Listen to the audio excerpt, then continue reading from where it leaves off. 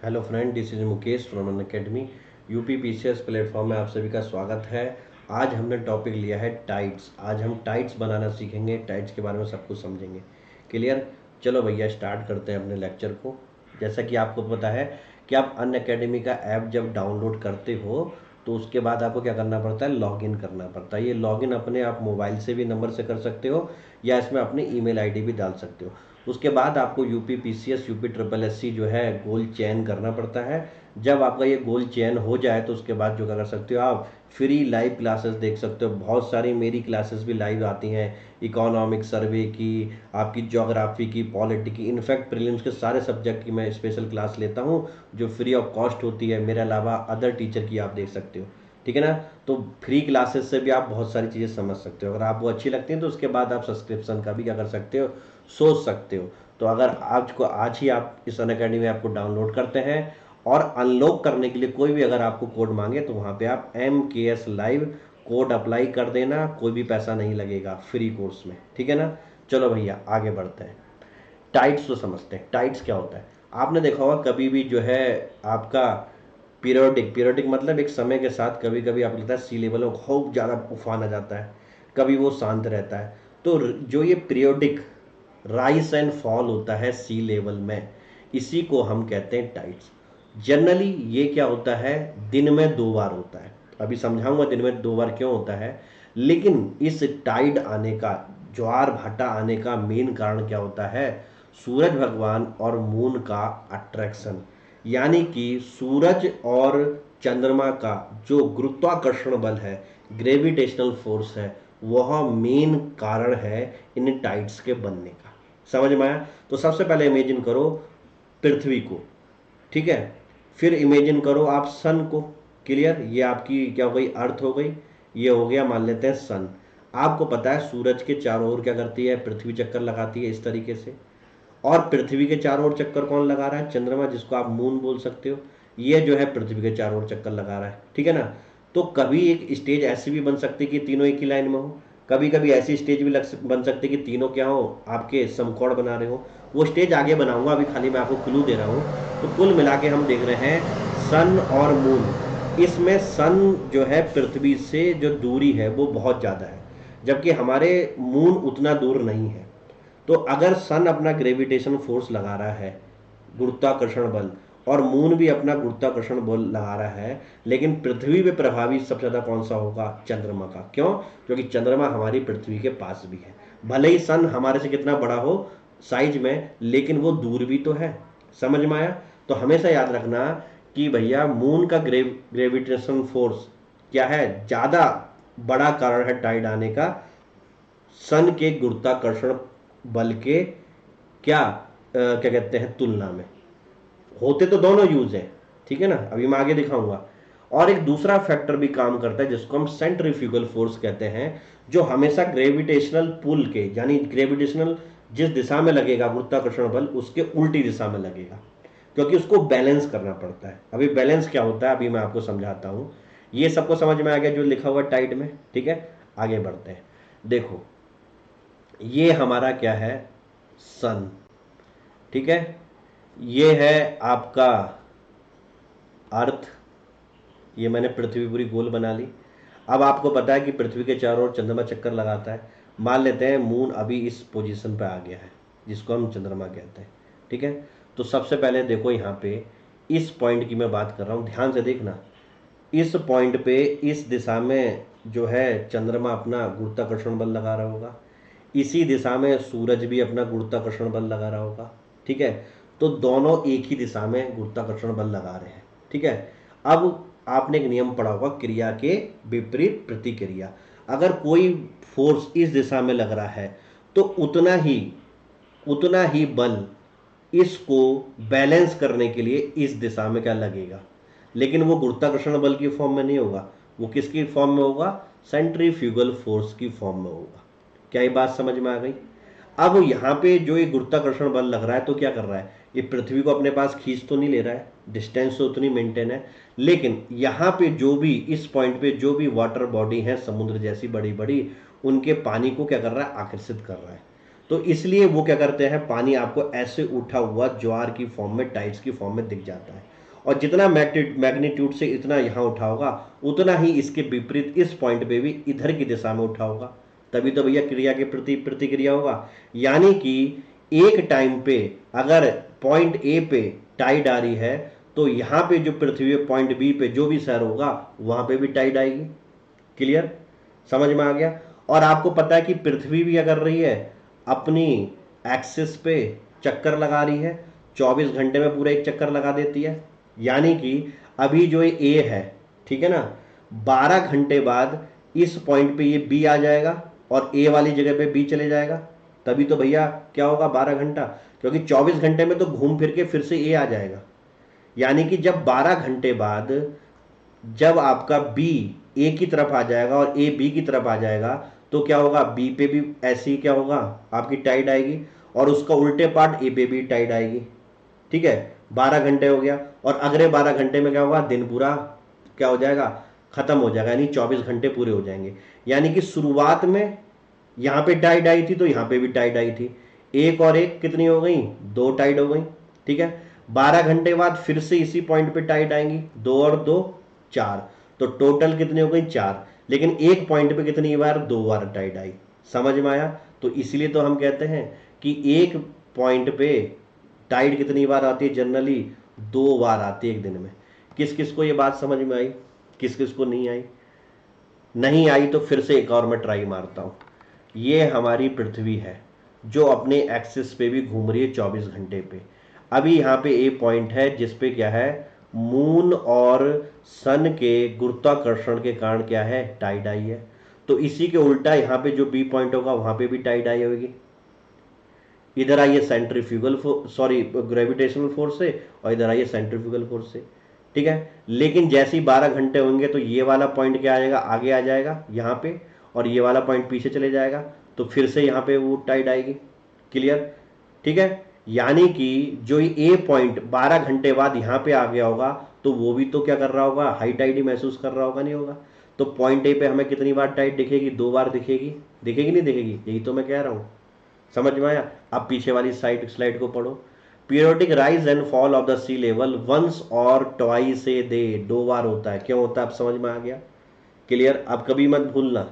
ठीक है, तो ये जो है आपका क्या होता है, मून और सन के गुरुत्वाकर्षण के कारण होता है। लेकिन इन दोनों में भी सबसे प्रभावी जो होता है वो होता है मून का, ना कि सन का। क्यों? क्योंकि मून पृथ्वी से क्या है, ज्यादा पास है। क्या ये बात समझ में आ गई? सबको टाइट बनाना आ गया? क्लियर, कोई दिक्कत कोई परेशानी? ठीक, आगे बढ़ते हैं। इस तरीके से जो होता है मैंने बताया। देखो, सन, मून, अर्थ दोनों मिलके अपना क्या कर रहे हैं, गुरुत्वाकर्षण बल लगा रहे हैं। तो इस तरीके से पानी को उभार आएगा यहाँ पे टाइडल फोर्स। लेकिन ये किसके कारण होगा, गुरुत्वाकर्षण बल के कारण। ये एनसीईआरटी का फोटो मैंने लगा रखा है। अब दूसरे स्टेज में क्या होगा, सेम इसी की यहाँ वाली लोकेशन पे क्या होगा, प्रतिक्रिया बल यानी कि सेंट्रीफ्यूगल के कारण टाइड आएगी। यानी एट ए टाइम आपको कैसा दिखेगा, ये वाला डायग्राम, जितनी यहाँ आई उतनी ही यहाँ आई, और 12 घंटे में ये जो है प्लेस इधर आ जाएगा, ये वाला फेस आगे आ जाएगा, तो वो फिर से क्या करेगा, एक बार और टाइड महसूस करेगा। सबको समझ में आ गया? और ऐसी बी वाला भी पॉइंट 2 बार टाइड महसूस करेगा। तो किसी भी एक पर्टिकुलर पे पॉइंट पे कितनी आई, 2 बार। समझ में आया? क्लियर। अब 4 बार मत कर देना, नहीं तो फिर वो 2 पॉइंट है ना, ए और बी, लोगे तो ए पे ही, 2 ए पे 2 बी पे, तो कोई 2 पॉइंट पे थोड़ी पूछ रहा है, एक ही पॉइंट पे पूछ रहा है ना। ठीक है, चलो, तो मेरे ख्याल से अब आपको ये समझ में आ गया। अब कुछ एक स्प्रिंग टाइट होती है, कुछ एक नीप टाइट होती है, इसको समझते हैं क्या बवाल है। देखो, हमेशा याद रखो, जब भी सन, मून और अर्थ ये एक स्ट्रेट लाइन में आ जाएंगे तो हमेशा बहुत बड़ी बड़ी टाइड आएंगी, और इसको बोलते हैं हाई टाइड। कौन सी? Spring Tide. ठीक है ना? क्लियर। जैसे कि यह है आपका अर्थ, यह है आपका मून, यह है आपका सन। क्या तीनों एक ही स्ट्रेट लाइन में है? तो देखो इसमें क्या होगा, सन और मून दोनों का ग्रेविटेशनल फोर्स इतनी ज़्यादा बड़ी टाइड आएगी, आएगी नहीं आएगी इधर, और सेम अमाउंट की इधर भी आएगी, क्रिया प्रतिक्रिया का बल। तो ये एग्जाम्पल किसका है, स्प्रिंग टाइड का। ठीक है, या ये ऐसा भी हो सकता है कि आपका ये कंडीशन जो स्ट्रेट वाली 2 आती है, एक आती है अमावस्या के टाइम, एक आती है पूर्णिमा के टाइम, यानी कि महीने में 2 बार 15-15 दिन के अंतराल आपको स्प्रिंग टाइड आती हुई दिखाई देगी। ठीक है ना। अब फुल मून क्या होता है, न्यू मून क्या होता है, कमेंट बॉक्स में आप लिख के बताना। ठीक है, मैंने आपको बता रखा है कि न्यू मून क्या होती है, अमावस्या की पूर्णिमा, इस तरीके से प्लस में मैंने आपको डिटेल में पढ़ा रखा है। ठीक है, तो स्प्रिंग टाइड कब होगी, जब भी सन मून अर्थ ये एक स्ट्रेट लाइन में रहेंगे। इसको थंब रूल याद रख लो। क्लियर, क्यों होगी टाइड, ये मैंने आपको कारण बता दिया। अब इसी का उल्टा एक और होता है आपका नीप टाइड। नीप टाइड तब आती है जब सन मून राइट एंगल में होंगे एक दूसरे के। कैसे, मान लेते हैं ये है सन, ठीक है, ये है अर्थ और ये है आपका मून। बिल्कुल आ सकती है ऐसी लोकेशन, क्यों नहीं आ सकती। सन के चारों ओर पृथ्वी अपना चक्कर लगाती है कि नहीं लगाती है। ठीक है, और मून भी जो है पृथ्वी के चारों चक्कर लगाता है, तो एक बार इस पोजीशन से भी गुजरेगा। अब आप ये बोलोगे क्या सर हमेशा एक पोजीशन आएगी, नहीं, ये कुछ टाइम के लिए आएगी, तभी तो वहाँ पे उस टाइम के लिए नीप टाइट आएगी ना। तो हमें वो जो इमेजिन करनी पड़ेगी ना कि कौन सी सिचुएशन होगी, वो ये वाली सिचुएशन होगी। देखो इसमें क्या है, इन दोनों के बीच में 90 डिग्री एंगल है कि नहीं है। अब इसमें नीप टाइड यानी कि ऐसी हाई टाइड जिसकी क्या हो, आपकी क्या कहते हैं, टाइड की ऊंचाई कम हो। क्यों कम होगी, देखो सूरज भगवान अपने गुरुत्वाकर्षण बल से इसे अपनी तरफ आकर्षित कर रहे हैं, मून अपनी तरफ आकर्षित कर रहा है। एक इंसान कह रहा है इधर चल, एक इंसान कह रहा है इधर चल, यानी रिजल्टेंट कहाँ जाएगा, इधर। और रिजल्टेंट क्या होगा, आपस में इन दोनों के बीच में क्या हो जाएगा, बट जाएगा। समझ में आया, यानी टाइड आएगी तो सही, लेकिन इस तरफ टाइड आएगी, और लेकिन उसका मैग्नीट्यूड उतना ज़्यादा नहीं होगा, इसलिए उसको नीप टाइड कहते हैं। क्या ये बात समझ में आई। अगर यही लोकेशन अगर ऐसी हुई होती, अर्थ मून सन, तो क्या होता, दोनों का प्रभावी, सन का भी मून का भी एक साथ यहाँ पे लगता और बहुत सारी बड़ी टाइड आती। लेकिन अब क्या हो रहा है, क्रॉस हो जा रहा है, रिजल्टेंट यहाँ की तरफ निकल रहा है। समझ में आया। तो ये जब भी पोजिशन आएगी तो क्या होगा, आपका नीप टाइड आएगी। क्या ये बात समझ में आ गई, क्लियर। स्प्रिंग टाइड और नीट टाइड समझ में आ गया। अब ये जो टाइड का हमने जो है क्लासिफिकेशन देखा, स्प्रिंग और नीप, ये है हाई टाइड की मैग्नीट्यूड के अनुसार। जब हाई टाइड का मैग्नीट्यूड बहुत ज़्यादा होता है तो स्प्रिंग टाइड, और जब उसका कम होता है तो उसे नीप टाइड बोलते हैं।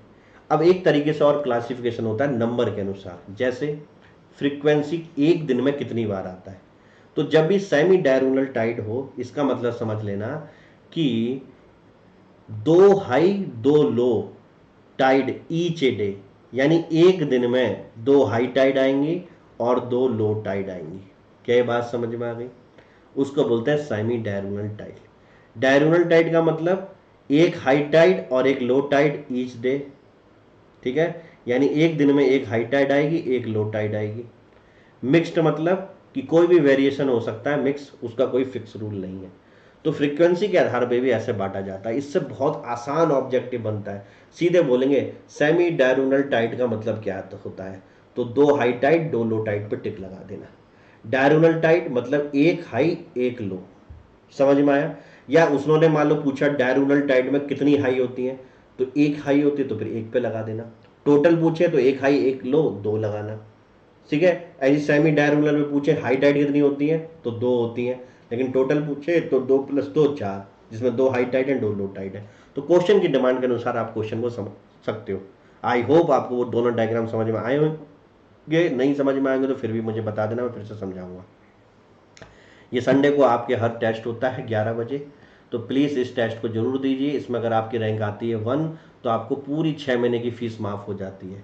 अगर रैंक आपकी 2 या 3 आती है तो आपको पूरी 50% फीस माफ़ हो जाती है 6 महीने की। 4 से 25 तक रैंक आती है तो 25% 6 महीने में ऑफ हो जाता है।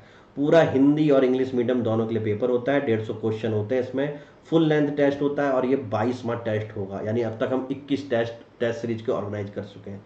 बहुत ही एडवांस चल रहे हैं हम लोग, ठीक है ना। और देखो अभी से हमने मेंस की टेस्ट सीरीज भी स्टार्ट कर दी है, क्योंकि हमें पता है हर बच्चे को 50% सिलेबस पूरा होना चाहिए उसका प्रीलिम्स से पहले ही।